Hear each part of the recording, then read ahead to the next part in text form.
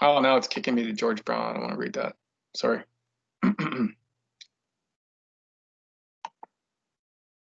Don't repeat that. All right, I'm going to continue on here. Now it's recording live. I will look at that privacy later on. Sorry, not right now. So we're going to look at JavaScript arrays, and my plan is, we're going to go through these slides. Hopefully you can hear the video again. I'm going to share it, and then same deal. Hopefully the breakout rooms work correctly. Get started in the lab, do the second part, and then I may just go over the exam from Full Stack 1 instead of the lab questions from last night. Unless there's some very interested parties that want to go over the lab for tomorrow, I can. But anyhow. So we're going to introduce ourselves to arrays, what they are. Memory, mention memory a little bit. Because arrays are not just in JavaScript. If you think, we're talking about JavaScript arrays is, and data structures, in fact, are found throughout any programming language. In fact, I remember in university having 2 courses on data structures, two of them. So you can imagine how in-depth this stuff. I don't remember, to be honest. I honestly don't remember how they pulled off two courses. I just remember there was a lot of data structures.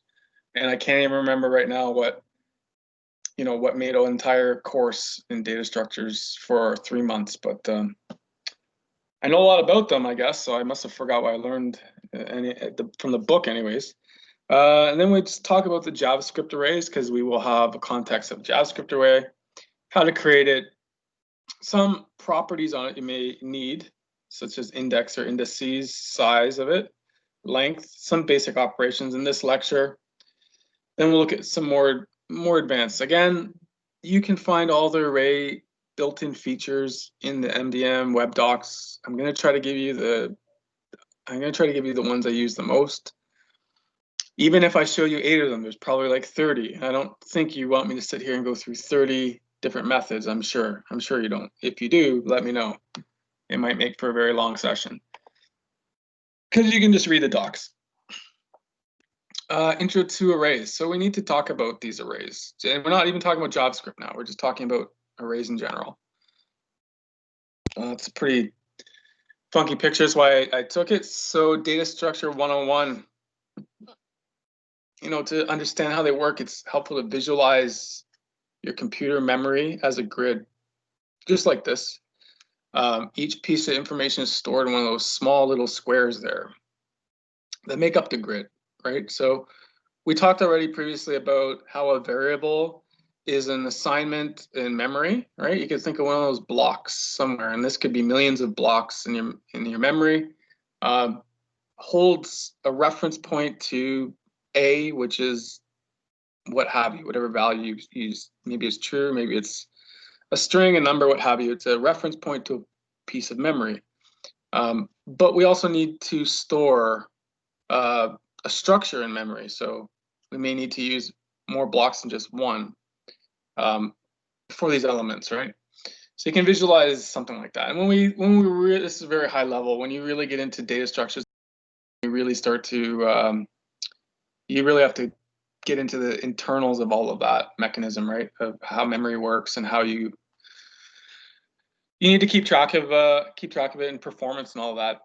But we're doing a high level. Arrays and memories. So we need to take advantage of that. So arrays take advantage of that grid structure. So you can think of it as such, similar to a grid.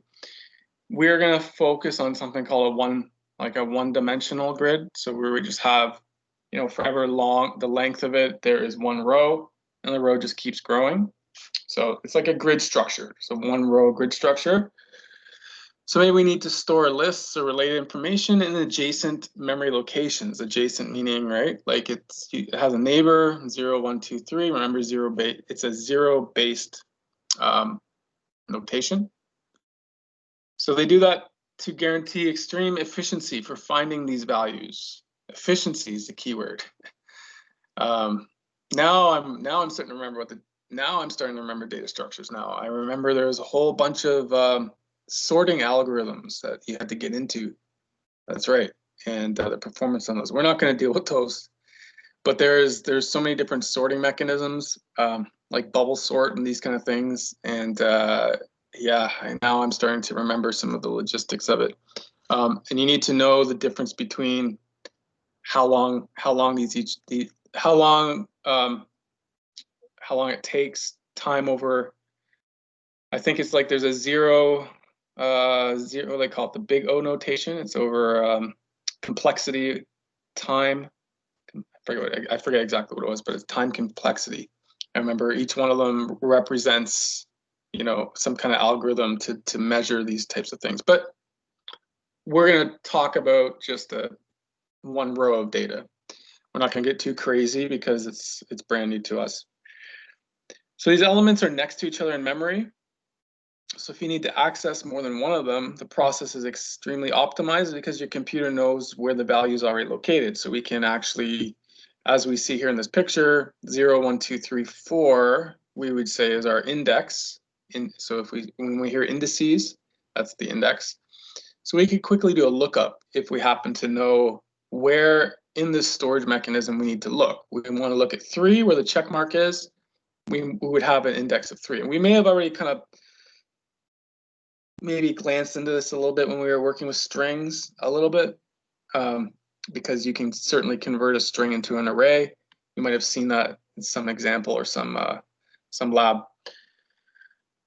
Right, but it gets tricky in a sense in that you need to keep track of the length of the array, and you need to make sure that you're not at the end of it, and you got to make sure that where you are. And then there's lots of, I mean, it's not as simple as just maybe doing a lookup is simple, but again, you got to keep track of, you got to make sure that the index that you're looking for is actually valid within the length of the array, right? And then when you start to remove pieces of the array, then it gets really weird. It gets really strange.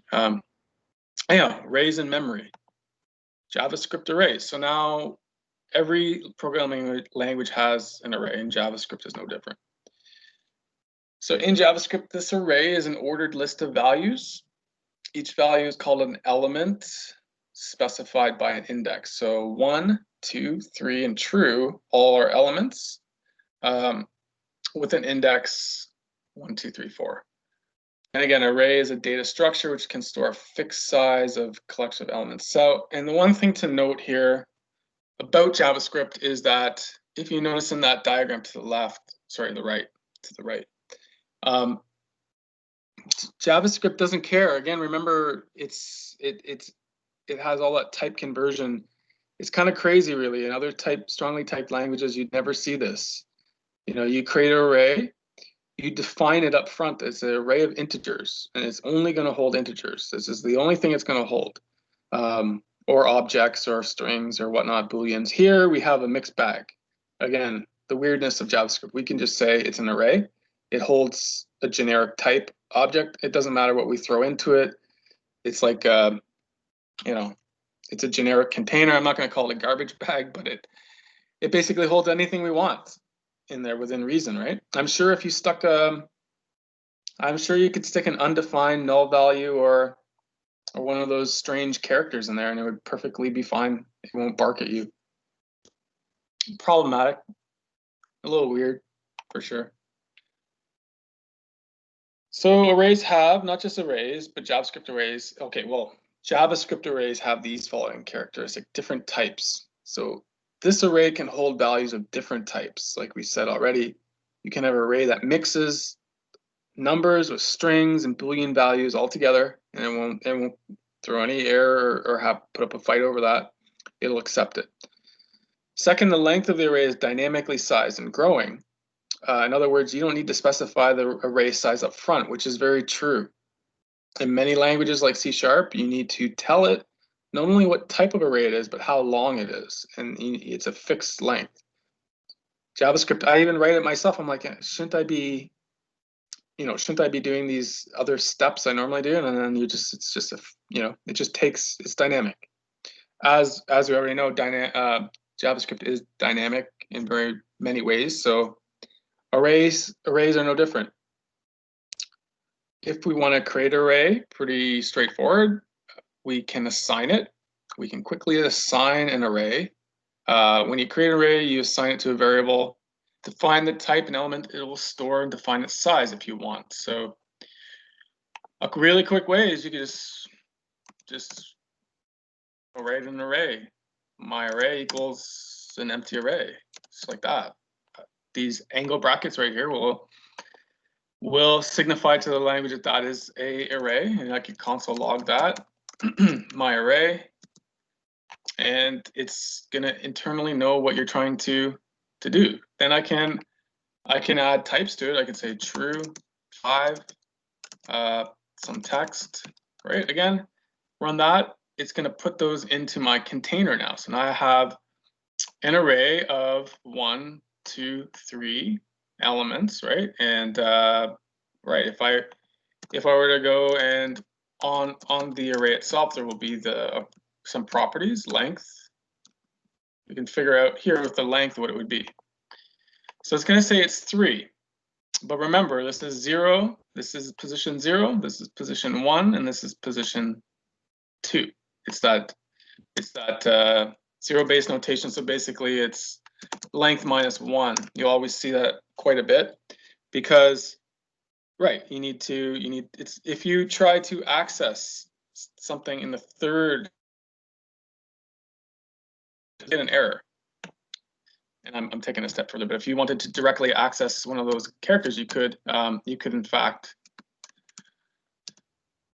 angle bracket like this to output, right? So that's true. I could access every element if I had a for loop, or if I had I'm just doing it manually here. I could do it 4 times. I'm accessing each position with an index that I know. But you'll see okay, so let's run this. It will put out true for some text and true, but if I put this as a 3, it should be undefined because now we're going outside. It's not giving me an error, which in most languages it would give a hard error, but sometimes undefined is not really great, to be honest. So you can see right there, it doesn't actually bark at me. Very quick way to give up an object. Now remember, there are a whole bunch of methods around arrays and wrappers around them and whatnot. In the same way there are dates, in the same way that there are strings, and so on and so forth. But that's a really quick way of really creating a quick array. We could do that. And you can assign it. So my array is assigned, and now we have a reference point to what that array is. Again, creating arrays in JavaScript. So there's an alternative way. So you can do it this formal way. You can actually provide, so there's 2 ways to create an array. First is to use the array constructor. So that would be new array, much like new date. And if you remember from previous sessions, the new keyword signifies an object. We haven't learned objects yet, but we kind of have. But a new object, a new array object is what that says.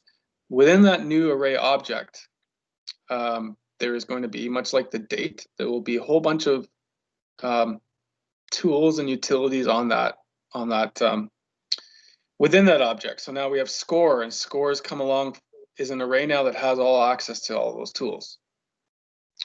If you know the size of the array, you can, you know the number of elements. Like if you know exactly that you have a list from a service and you just need to create some other storage for it, you could simply initialize it as shown. You can put scores equals array of 10. So, you know, there's nothing wrong with that. We could simply, whatever, in this score, we're saying new array, right? Something like that, scores, squirts.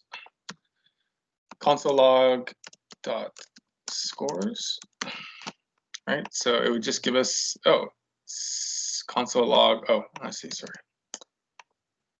All right, now it's giving us this empty array. What happens if I actually put in an element of 10? It has a size of 10. It'll actually have a placeholder there. It'll say empty, 10 empty items. So it's actually saying it's reserving in memory 10 empty spaces for us. That's cool. So we're telling the memory that, you know, go ahead and reserve 10 spots in that grid for us because we mean to use them at some point. Right, so you can do it in these two ways. New array is the keyword. Otherwise, look at that. You can actually, what it allows you to do is you can initialize without that new keyword is what it's saying. So then they're also being nice to us and saying we don't need to necessarily always new it up. We can run it in that way. Quirky, a little quirky because it lets you have the option. I don't think date works in the same way. I don't think date will allow you to just go like this, date. What? Let's see. If I try to out console log dot date, it does. So the keyword sometimes is optional. Interesting. So sometimes they actually remove it for you, which is so weird. Again, it's so strange. If you're looking at Java or C#, you would never see that. You would get smacked from the compiler because there is a compiler that tells you all the badness you do every time you run it. So to create an element with some, to create an array with some elements, you pass the elements as a comma separated list, right? We didn't do that yet. Or did we? We did array, sorry. We did. Create the scores as an array, 5 elements or numbers. So this is saying new array, and then you put a bunch of numbers in. We already did it in the other alternate form where we had the square bracket. And then here is just, probably internally, it'll internalize those numbers and create that assignment for you. Again, these can be mixed. They don't have to be all numbers. Initial size of the array. Let me move this out of here. So it is important that if you use the array constructor to create an array, pass in a number, you're creating an array with initial size if you know it up front. However, when you pass a value of another type like string into the constructor, you create an element you create an array with an element of that value. All right, so it's giving us options here. Again, flexibility here. So we have different ways here of it'll know. So we haven't talked about, there's a concept called classes, and classes have something called a constructor. A constructor is kind of what it sounds like. It's a way to construct the object. Sometimes it has very many different types of options that you can use. So it's it's very flexible. So if you pass in one element here, 3, it's going to know you're initializing. It's going to assume that you're initializing an array with an index of 3. It won't create an array with just 3 in it. But if you pass in comma separated items, 1, 2, 3, it's going to create an array with those items in it. If you pass it in a string, it's smart enough to know, again, internally it's doing it. JavaScript isn't. Well, JavaScript is doing it, but how can I get out of this here? Right. So if you look at that scores there, but if we had instead started adding the same type of thing, right, now it'll basically go in another direction here. And instead of creating that placeholder for us, it knows now that we must be trying to add a bunch of values that it needs to be constructed inside of an array, right? So right here, you can see it. But again, we can also do it in this fashion as well, right? Straight to the point. Which way is best, depending on when you start using it, maybe you'll find that there is a benefit to doing this one if you feel it's more straightforward. Sorry, Mike, you have Yes. questions. Sorry? You have a question on the chat. I have what in the chat? A question, sorry, okay. Yeah, you know what, I can't, okay, can I? Okay, you're right. I gotta go back here. All right, learning teams. See, it doesn't tell me, it doesn't flash when I have a question. It says, hi, Mike, the link didn't work. The link didn't work. Okay, well, how can I join her? What's her name again? Wanja. All right. Let's see if she'll join now. Mike, but yes. This is no our question. No, I know, that was hers, sorry. Okay. Let me stop. I gotta stop. Let me not hang up on you. Let me see if I can minimize my screen sharing here. Stop sharing. Okay, see, I hate that about Teams. It brings me to this other channel here. Okay. Thank you. I didn't see all these here because it doesn't notify me. And okay, sorry. Thank you. Lots of different questions here. Yes. And their complexities. The index started at 0. Yes, the index does start at 0 in zero-based notation. Can JavaScript manage a matrix? Interesting question, because I didn't want to show that at first, but there is something called multi-dimensional arrays, and those arrays get really weird because they're 3D arrays. So yes, you can, but I didn't. We're starting baby steps. Can you change the size of the array? I think while you're adding values dynamically, it automatically changes the array size. Right. What if you want to store only one value in an array? As assigning one value, it takes it as a size. Yeah, that's a bit strange, right? The constructor won't exactly know that difference, but then again, you don't need to use it in that point. If you have something so small that you need to quickly do something with one element, maybe you don't need to use this constructor, right? You would just simply walk up to this and, I have a one element array equals like this, like that. Sorry, somebody had a question. Yeah, excuse me. I would like to know if the size of an array is dynamic or is limited. So when you create it, for me, it's not clear. For example, in Java, you can create both, but those are in different objects. It's not clear for me if in JavaScript it's dynamic and you can delete and insert in a dynamic way the elements. Yes, I would say that believe anything opposite in JavaScript because it's so dynamic, right? Well, let's try it out. So if we were going to reserve, we haven't learned how to add another element here. So let's just say we had scores was equal to 5 here. All right. We're going to reserve 5 here, and we're going to go through and we're going to assign scores. Scores indexed to 1 equals 2. We'll just go this way. Well, let's put it as a 2-dimensional array because I don't want to type all of that out. Sorry, length of 2. Maybe manually adding something like this will bark at you, but we'll see. If we come along and we assign it, we're using up the full 2 spaces now. So now we have storage for 2 elements. We're storing 2. What happens if now that we're passing our limit, we go and try to put something like this, 2 equals 2. I think it'll be an error. Let's see. No, it kind of accepted it. Let's see, did it? Console log dot score. It actually accepted it. So on the fly, we changed the size of the array just by assigning. It doesn't prevent us. In other languages like Java, it will actually stop us from doing this. But here, as we know, the quirkiness of JavaScript, I assumed it probably would do this, and it just allows it without question. We have changed the length dynamically. Strange, very strange stuff, especially if you are used to strongly typed languages that will not prevent this. Yeah, so we are dealing in the realm of strangeness here, as we know. But if you're coming without a base of every programming language, you have a clear mind. Bruce Lee always said, empty your mind, empty your cup, or something like that. Clear your mind, clear your cup. So you are basically looking at this for the first time without anything holding you back. And you're just embracing the fact that how weird this stuff is. And it's normal to you.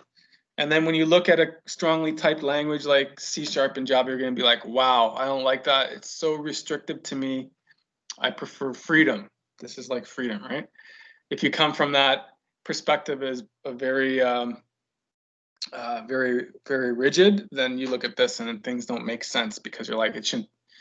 There's so much debate around this. I can't even get into that. But anyhow, there is power in freedom. So that's why JavaScript, there's been an explosion in all the technologies and all the frameworks and all the stuff because it is so dynamic that people just start making their own stuff up. Yes. The array constructor, we already talked about that. It is an object, so it has this concept of a constructor. If you come from a programming background and object-oriented programming, you fully know what a constructor is. It's kind of syntactic sugar for us. Really, it's not really a constructor, but in behind the scenes, it does a bunch of stuff for us. They're trying to make the language more more embraced and more like it's you know, it's other strongly typed languages. So they try to give us little pieces and little syntaxes that make us feel like we're still programming in the same way, right?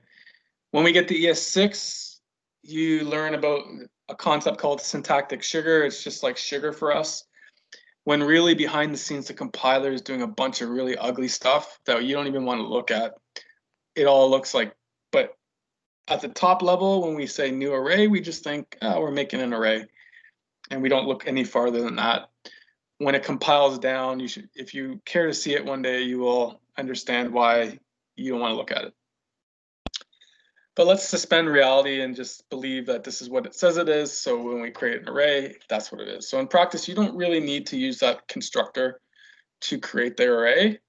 You could prefer more preferred ways to directly do it in this notation, a literal notation, which is what I started out with, which was the square brackets, element 1, element 2, and element 3.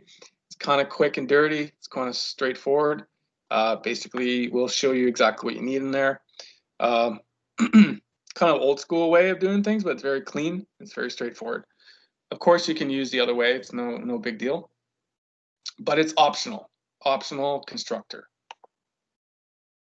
Again, new arrays. So array literal form uses the square brackets, or again, they're referring to it as the literal form, uses these square brackets to wrap a comma-separated list of elements. So we have an array that's called colors. It holds 3 strings, red, green, and blue. Very nice. They're all colors. They're not mixing and matching here. If you just want to create an initial array, which is an empty array, which is square brackets, you can quickly just do that in that way. And great, so they're basically saying you can have an empty array equals to square brackets, which is equivalent to empty array 2, which would be like no array, right?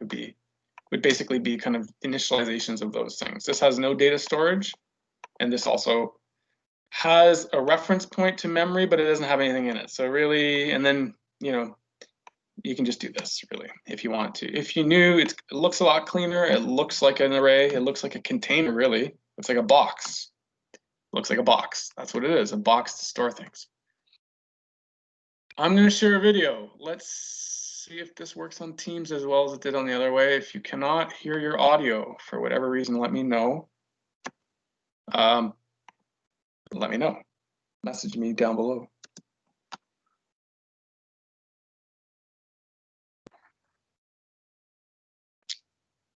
It wasn't this commercial, sorry, I skipped commercials.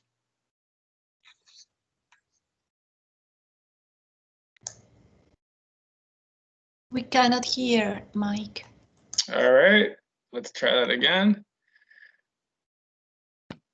1 second, and I will say, all right, I will say share the screen with, include my computer sound audio.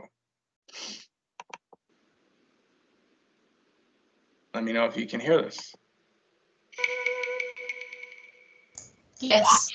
All right, okay, so what the heck is an array? Well, an array is a single variable that can hold multiple values, okay, or multiple other variables. But the important thing is an array is stored within a single variable. So how do we create an array? Well, first things first, whenever you see these square brackets, that kind of indicates that we're using an array, and that's how we create one. We'd just create a variable using the keyword var like any other variable, and we'd say my array, or whatever you want to call your variable, and we'd set it equal to something like that. And that there, my friends, is saying I want to create an empty array. So we've created an array, but there's nothing in it currently. Now, if we want to assign a value to that array, to store it in that array, we can do that.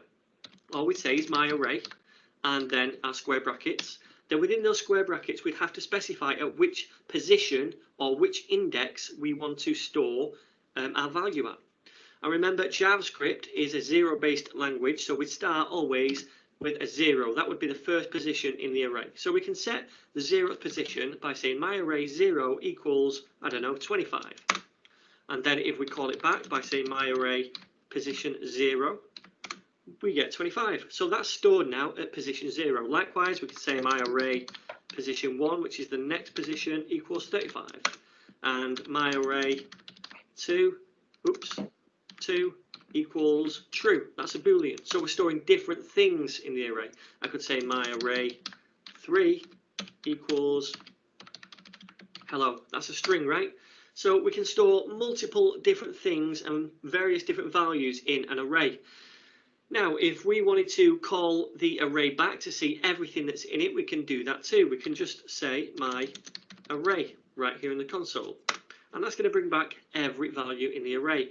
And likewise, if you were writing in a script and you wanted to log this to the console, you'd do something like console.log, and then within the brackets, say my array, just like that. And that's going to log it to the console. And you can see all the different pockets here, 0, 1, 2, and 3. Okay, so we can also update values, right? So currently, position 2 is this true, yeah? Because it goes 0, 1, 2. So if we wanted to change that to false, we just say my array, and then position 2 equals false. And then that will update this position 2. So if we call my array again, just to check, yep, now you can see that this right here has changed and it's position 2 false. Right, there is a quicker way to write this array. Up here, we created an empty array and then we specified each slot separately, right? Well, if we wanted to, when we declare a variable, we can specify the contents of the array right there. And to do that, I'll create a new array. I'll say var my array 2 equals, then we'll do the square brackets, and then we just write it out exactly as we see here, or something like that. So I'll say 10, 20, high, and then false. And then that there will create your array for you, and it's already filled up positions 0 to 3. So if I call now my array 2, you'll see all of these here have been filled up. So that is the quicker way and the way I prefer to make arrays. Now there is a third way. You can create an array using the new keyword, and that is by saying var my array 3 equals new array, and then the brackets. And what we're doing here is we're saying we want to create a new instance of the array object, and that's going to create a new array for us. Now this is going to have the same result as this thing would right here, okay? But this way we can specify how many slots you want in the array. So I could say var my array 4 equals new array, and then within the brackets we could say 5, and that's going to give us 5 slots within the array. Now if we just do it this way, then we can put as many things in the array as we want. So I always prefer to use this notation or this notation if I know what's going in the array straight away. So that's how we create arrays. Now, like any other object in JavaScript, arrays also have properties and methods. And remember, methods are just functions that can be used on certain objects, right? They belong to certain objects. So what is a property we can use? Well, like strings, we could use the length property. So what I'll do is get my array 2, which we created up there, and we'll say dot length. And let's see what that does. It returns 4 to us. That's because there's 4 items in that array, right? 1, 2, where is it? This one here. 1, 2, 3, 4. So you can get the length of it. So what are some of the properties, not properties, but methods we can use? Well, one method would be the sort function. So let's try that. We'll say my array 2.sort. And then this is going to sort the array either A to Z or low to high. Let's see what happens to it. And it goes 10, 20, false, high. Okay. So if we had multiple different strings, it would sort them alphabetically. If we had multiple different numbers, it would sort them numerically, etc. We also have reverse. So if I say my array 2.reverse, then it's reversed what this is currently, which is really cool. All right. So there's many different methods we can use on arrays. What I'll do is leave a link down below in the description. You can go and check that out and check all the different methods and have a play around with those.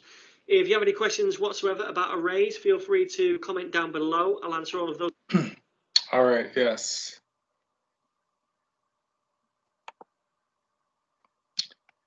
Right, yes, there are a lot of methods on there. Okay, cool. So were you able to hear that or no? Yes. Okay, because I heard some people couldn't hear it. Okay, cool. Right. So that actually to this point, which also leads into the next little. I'm gonna get through this. Yeah, there's a lot on arrays, a lot about them. There's a lot of methods too, and but we'll try to. It's all about using those methods, right? Those again with the date formats that we learned. There is a whole, you know, MDM, JavaScript, WebDocs arrays in your lab. Really, go here first. You will probably find something that you can use, and there's lots of things again here that in your toolkit here. You just got to kind of read the docs and see. Save yourself time. You may be able to do some of this stuff real fast. You just have to kind of dig through the docs. There's a lot in there. You can see, again, not too many of these are deprecated. You can see that there's a lot in play, and it's just a matter of finding the right one. And you could probably, do the lab fairly quickly, knowing how to use the tools that are available to you. If you don't use the tools that are available to you, it can be a very difficult lab. There's shortcuts. Just try to look for them. I'm trying to see if I missed any questions. No, okay, I didn't miss any questions there. Okay. Indices, these words you'll come to know. Just a visual representation of it. You probably already get it, but you can use what is an index. Indices is plural. Again, just knowing the lingo, iteration, when we talk about looping is iteration, meaning each time around the loop. Indices are a point in an index in the array. A position. So this is a number that refers to the location where the value, where your data is stored in your little storage mechanism here. So you can see in this diagram here, it's a zero base. The first element is 0. As you go further to the right, we're always going right. We're not going left. We're going right. Increases by 1 for each space in memory. Very small array. We can have arrays that are massive, right? Just think, when you get into data that is, terabytes big or, big data, they probably have a lot different mechanisms than this, but it gets into a science. It's called data science. There's a whole science involved, and we're viewing it at the very top level, but it gets very vast into data sciences. Zero-based numbering, 0 to 1, as we know, again, is the same as the date. It's very common in computer science, just very common. Just get used to 0 is not really 0, 0 is 1, the first position, the first month. Many times you will often see these, right? When you initialize a counter, we often initialize it to 0, probably because it matches up with the zero-based numbering if you need to compare things right away. Think about if you needed to traverse an array, if you had a for loop, if you start it by 0, it's probably a good idea because you'll be able to hit that first element if you use an index in this way. Otherwise, if you start at 1, then you're going to skip that first element. So, it's just food for thought. You could do some kind of little decrement to try to keep track of it, but it's probably better to keep your counter in sync with your index, just saying, just for performance and cleaner code. So this example here, you have an array stored in the variable myArray. You want to access it, right? We use that square bracket 0 to access that A that's stored in that piece of memory. In the same way, accessing JavaScript arrays is the same way, same thing. We already kind of looked at this in the video already. You already know it. So array name plus the index, which is a number. You're not going to really be able to.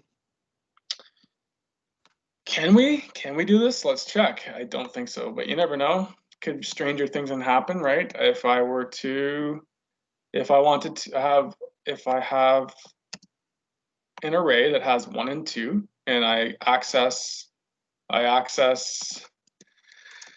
can I do this? I don't think so, but you never know because it evaluates down to truthy and falsy. Could I actually go like this and access something? I should not be able to. That should not work at all. Let's run that and see what that does. Does it fail? It fails. Okay, well, at least that made sense. You know, because sometimes that could convert back down to like that 0, 1, but that's saying, okay, there is no index called false. It's undefined. That doesn't make any sense. So good. All is well in the world there. If that worked, that'd be crazy, to be honest. So we know that already. Array elements, accessing them. So if we wanted to follow, the following shows how to access elements of the mountain. So we have Everest, Fuji, and I'm sorry, I don't want to ruin the name there, but we have these famous mountains. And we just want to, again, access out each element as we do here, 0, 1, and 2. 0, 1, 2. There is no 3 because 3 will be undefined. Changing the value of an array, we already kind of figured that out, that we can on the fly dynamically change it. So here we want to change the third element to K2. So in our output, you can see here Everest, Fuji will remain the same. And in that third position, when my screen hovers away there, K2. So we quickly on the fly overrode it. The compiler didn't care, just said whatever you feel like. All right. Oh, another video. Why not? Why not? Why not? Let's see here. It's probably, you know what? Let's get back to that one. Let's go through. We'll play that in a little bit because we're gonna make some traction here. Gotta make some traction. We can always watch that for review. Array size. Array size again is a property. So you do have properties on the array. If you look at your web docs, you will see alone sitting all by himself, all the way under properties is like one array length. Kind of sad. I don't know what this one is. It's kind of strange. It has this parentheses here, unscopable. So I'm not sure what that. It's got a little message about it, but anyhow, just length looks kind of alone by itself. And really, what it is says what it does. It'll just give you the length really quickly. Just, you know, you don't have to pass anything. It's just dot length, and you get 3. Basic operations, as we said, we've probably already seen a bunch of them already. Some basic operations on the array. So if you want to add an element to the end of the array, so you want to add it to the end, you need to use something called push. And push is going to add it to the end. So you have the array and you want to push an item, you push it onto the end here, and you can see Red Sea is tacked onto the end, right? It's not tacked onto the front, it's tacked onto the end. If you keep pushing, you keep adding to the end and your array is growing. So you can quickly do it in that way so that, if I can get out of this minimization here. Right, so we were manually adding things in this fashion here, right? We were, if we wanted to add this second element, we really had to know what the index was and then add something, but we don't need to do that anymore. We can actually, use something called push, dot push, and we can push something, physically push something onto the array. And then if we run this, you'll see it'll actually add it to our tree here. If a little bit strange here, you notice we missed an item here. So we went 0, 1, 2, 3, and then it left a placeholder for us. It actually realized that, hey, we're skipping something right now. So we're gonna add a placeholder there. So we have 1, 2, empty element, and then 3, and then a string. So push, and then of course, we can add more as much as we want, right? We can push as much as we want onto that array. And again, it's tacking onto the end in that manner. So push is a method you will use quite a bit, a basic operation of an array is push, so add on to the end. If we want to add something to the beginning of the array, we need to use something called unshift. So this is a little different. Unshift, you know, you will probably use push pop. Push and pop, you will use them quite a bit. Unshift and the other one is a little bit different, but if you wanted to add something to the front of the array, then you would use this unshift method where you can see now this red C has now been tacked onto the front right here instead of the back. So that's called unshift. You may want to just depends on how you're using the data structure. You might say, why would I need that? It all comes down to, you know, the mechanism that you're building. Sometimes you're just dealing with and we'll look into the different types of data structures. You may just refer to push pop. Removing from the end. So if you want to add something from the end, right? This is one of the most common ones. You push something on the end, then you pop it off. Push pop. So you push it on the end, and then you pop off that last element. So here we're using the pop element, and we're storing it because it returns the value. To remove an element, use that pop method. You console log it. So we're saying that we bumped off that one. So if we have our REPL, we see here that this thing's a little annoying, to be honest, this window here. All right. So if we have scores.length and we actually just go scores.pop. We don't give it anything. We don't even give it an index. We console log out what that method, what that element was, and then we console log the full scores array. We'll get a little indication of what it looks like. If Node.js wants to work, does it want to work for me? Yes, it does. All right, so we have this array here. We popped off true, which was the last element. We outputted what the array currently is after that operation, and you can see that now it's one item shorter. If we did this a bunch of times, imagine you had a for loop, pop,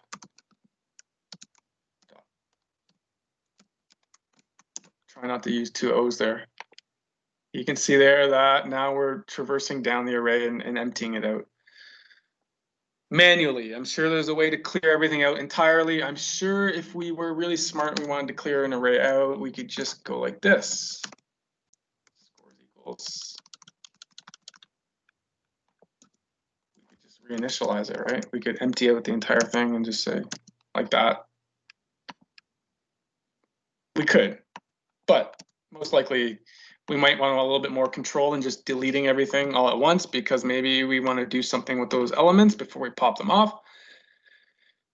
Maybe we want to store them in some kind of logger or something like that. Let us know that we popped it off. Can you add a new element in the middle of the array or just at the end? Good question, because yes, you can. Then it gets a little complicated. I may not cover that, but there are ways to insert in the middle. And then internally, there's an algorithm that adjusts. I don't have a diagram for that. I'll have to get that. But basically, if you insert in the third position, it needs to be smart enough to push the array down, right? Array insert. It needs to be smart enough. Splice, I believe it is. Splice. It needs to be smart enough to do this kind of thing here, right? This is removing, deleting, and then you get into all this weirdness here where it does a lot of internals of shifting around. And I'll have to find a good diagram for you. But yes, you can. But it has to do the what's it called? The I can't think of the word. It needs to reconcile. It needs to do the reconciliation on the positioning of the array in memory.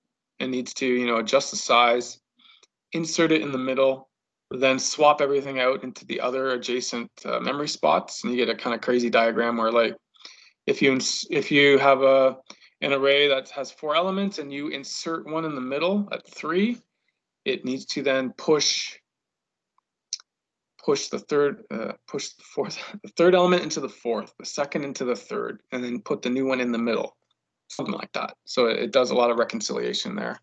But then yes, it gets very strange, right? When you're dealing with memory, especially if you have bigger data stores, is that the most efficient way, is just to kind of bump everything down? They have a whole algorithms based on this stuff. So if we want to remove from the last, we use pop. If we want to remove from the beginning, we use something called shift. So there's unshift and shift for the beginning, push and pop for the end. So you may need to do this. Traditionally though, you might just keep appending to the array. This is like a prepend, and then remove that element.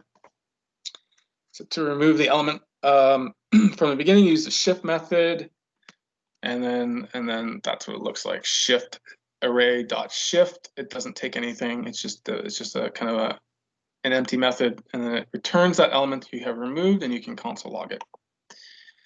We already know this one. We already talked about indexes, and this is the index. There is actually a nice method on there that'll actually check, keep note of this. Maybe you might need this one.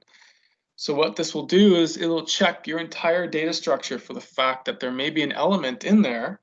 Pretty nice method. This is awesome.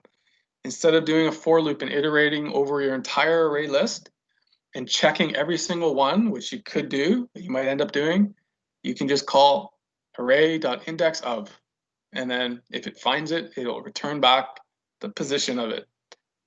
Beautiful. Hours and hours of programming saved right there in one line of code.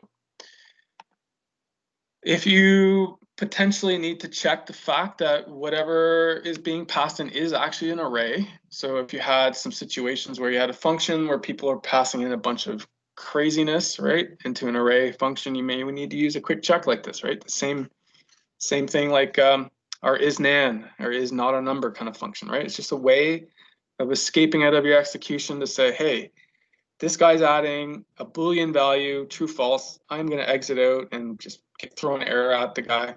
I'm not going to continue along with whatever I was going to do. So there's some really good methods there. And yeah, I might as well play that one video just to recap that, get you going with the labs. And you guys can help me out with Teams if needed.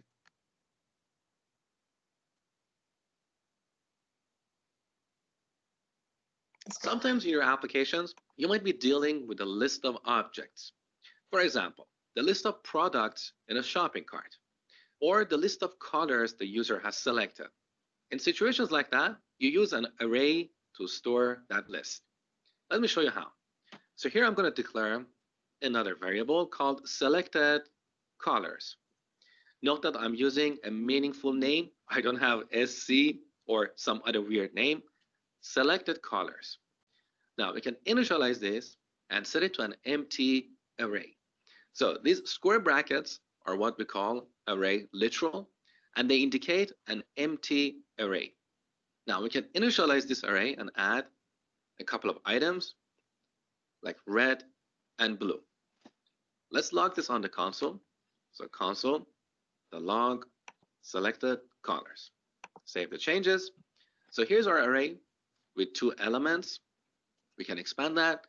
Note that each element has an index, and that determines the position of that element in the array. So the index of the first element is 0, and the index of the second element is 1. So if you want to access an element in an array, we use this index. Here's how. For example, let's say you want to display the first element in this array. You use the square brackets and then specify the index. Save the changes, and now we have red. Now, earlier I told you that JavaScript is a dynamic language, so the type of variables can change at runtime. The same principle applies to our arrays. So the lengths of arrays, as well as the type of objects we have in an array, are dynamic. They can change. So on line 2, we initialize this array with 2 elements, right? Now, on line 3, we can add another element to this array, so the array will expand. So let's say selected colors of 2. That means the third item in this array is going to be green. Now, let's display this array on the console. So we have an array with 3 elements. So the length is dynamic. It can change. Also, the type of objects we have in this array is dynamic. So unlike other programming languages where every item or every object in the array should have the same type, in JavaScript, we can store different types in an array. So we can make the last element a number. Save the changes. Now we have 2 strings and a number. So the objects in the array as well as the size of the array are dynamic. Now technically an array is an object. So just like the person object we defined in the last lecture, it has a bunch of key value pairs or properties that we can access using the dot notation. Let me prove that to you. So here on the console, let's look at the type of selected colors. So the type of this array is an object. So an array is an object in JavaScript. So here on line 4, we can look at the properties of this array or this object using the dot notation. Look, these are all the properties defined in arrays in JavaScript. So every time we declare an array using square brackets, that array will automatically receive these properties. We didn't explicitly define them. They're just somehow magically inherited from somewhere else. You're going to learn about that later when we talk about prototypes. Now, in this lecture, we're going to look at one of these properties. That is the length property. This property returns the number of items or elements in an array. So save the changes. You can see we have 3 elements in this array. Now later in the course, we have a comprehensive section about arrays. You'll learn about all kinds of operations you can perform on arrays. For now, all I want you to take away is that an array is a data structure that we use to represent a list of items. Hi guys, thank you for watching. Yeah, that's Mosh. He's pretty good at his tutorials are pretty good. They start off you know, as basic as you want, and they get kind of in depth, pretty good. He has Udemy courses as well if you ever want to buy one. All right, so there was a question: is there a function to count the amount of elements with the same value? For example, all the elements have the value of 1.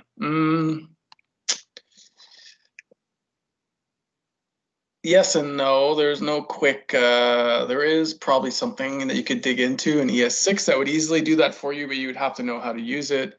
It won't magically just give it to you. You'd probably have to, yeah, you'd have to use some of those ES6 functions, and then you could quickly write something that would figure that out for you. The kind of layman's way of doing it is kind of writing a for loop and iterating over everything, but that has bad performance. If you have something that you could iterate through every element quickly, there is probably something in the docs for that. All right, so let me, I don't know how to go into breakout rooms. I think I have created some breakout rooms for you guys. 3 breakout rooms. I have no idea. I think you can join it. If somebody knows, let me know. I don't know if I have to kick it off or if you can just join those rooms. Does anybody know?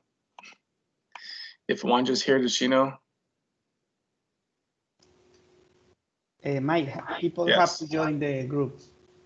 So that everybody can manually join them, no problem? Yeah. Is that, okay, all right. So I created 3 rooms, and I think you can jump in between all the rooms. I think as long as I leave this running, and you may enter those rooms and you may share your screen. The whole point of using Teams, I believe, is when you're in those rooms, you can share the screens.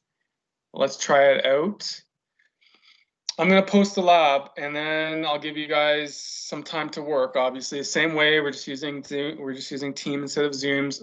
Zoom normally will auto assign you, and then you guys have to join. Here, I think you manually have to join the room if you want to and get help. But let's give you some time to work on that. As you can see, oh, sorry, I haven't talked about the lab. So momentarily, I'm going to upload it into each one of these sections here. I just didn't at the moment.